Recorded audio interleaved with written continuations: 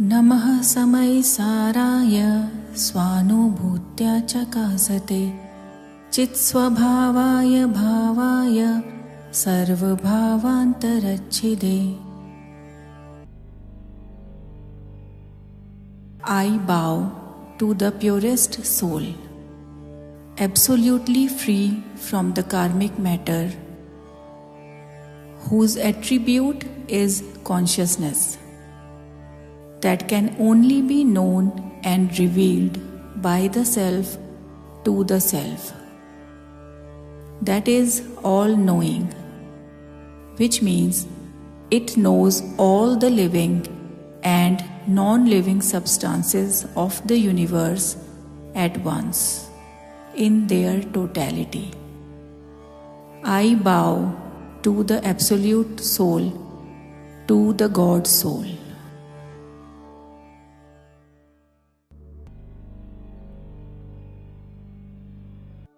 Since we have started studying Samaysar, we have studied the following: the opposite nature of soul and karma, how the soul is the real cause behind the change in the matter, what is the role of the senses and mind in leading our lives and accessing our real essence, how pleasure and pain do not belong to the soul, how are cause and effect of the same nature. Today we will decode if cause and effect are of the same nature and both belong to the category of karma, then how does the soul perform karma at the first place? Before we understand this complex topic further, remember that whatever falls under the ambit of sensory observation and can be understood through the mind is material. We have been studying the fact that consciousness is immaterial, hence not physical, and cannot be observed through the senses and mind. As always, let us take a few examples from our surroundings. Eating unhygienic food is chosen by the mind. Eating is karma. The greed that provoked the action of eating is also karma. And enduring its effect in the form of stomach infection is karma too. Through eating, the karma of greed got satiated. The body, which is again our karma, endured the infection. In the unique teachings of soul science, we see that our mind, which is deeply associated with our five senses and the soul, falls under the category of karma too. Do you remember episode 11 where we compared the five senses with the cabinet ministers of the king and how the mind being above the senses is like the closest ally of the soul king? The mind is like a mediator between the senses and the soul, like the soul's right and dearest hand. But the point to note here is it is not the soul. Now moving towards the following query that arises in mind, then what is the need of the king? How is the king even important? In the context of karma, what is the role of the soul? Now ask yourself, is a kingdom possible without a king? Is the execution of any action possible without the soul? Although the king does not perform any duty directly, he is behind every duty. Just like the soul being immaterial, it cannot perform any physical action, yet it is behind every observable action. But how can it be possible? Isn't it confusing? Our teacher provides the solution to this query in the following teaching. The soul does not cause changes in the qualities of matter, nor does the matter in the qualities of the soul. The modifications in those two result from one affecting the other as nimitta karan or instrumental cause. Isn't it interesting and mind-boggling at the same time? The teacher indicates that everything is happening in the world because consciousness is behind it, not as a doer but as an instrumental cause. Matter can be joined, shaped, destroyed, and whatever change it goes through, the soul is inevitably behind it as nimitta karan. The interesting thing here is that behind all the actions of a specific being, physical particles remain present as the instrumental cause. It means that each outer stimulant acts as an instrumental cause for the soul to react. For example, stomachache happens to the physical body and the soul is not harmed in any way. But due to its reactions to the stimulants, it gets indulged in the relationship with that. However, our ancient wisdom says that the soul does so because of its own ignorance, and it has to work upon itself to evolve spiritually so that it can deal with equanimity with every adversity. Equanimity is the only path to attain spiritual bliss. Let us take another example. Many of us deal with weight issues and keep trying to refrain from eating oily and sugary food. But while sitting with a group of friends or family, whenever someone orders some unhealthy food, we cannot refrain ourselves from eating it.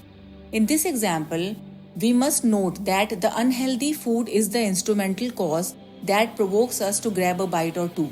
The real weakness lies in us that we surrender in front of greed.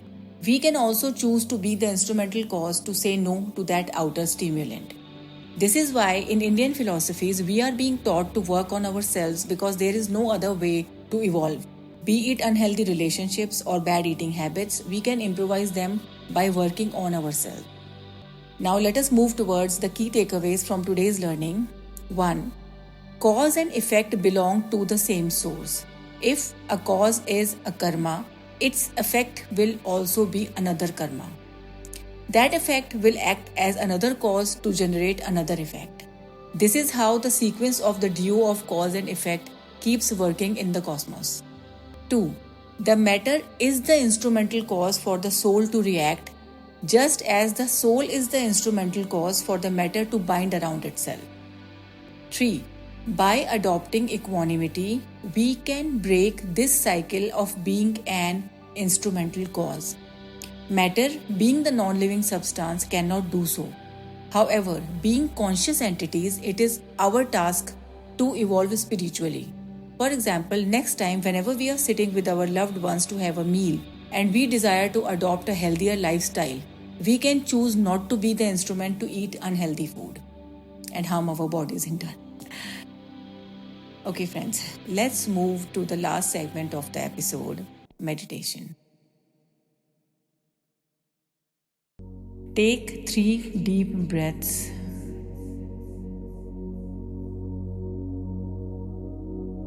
Inhale slowly and deeply, and exhale in the same way. Close your eyes, calm your mind, leave the complexities of life behind, and ponder. I am the Soul King, the most supreme in the journey of my life. I am unique and all-powerful. I am not the doer, but the instrumental cause in whatever happens within my body and periphery. I can choose not to be the instrumental cause that leads to the negativity around me.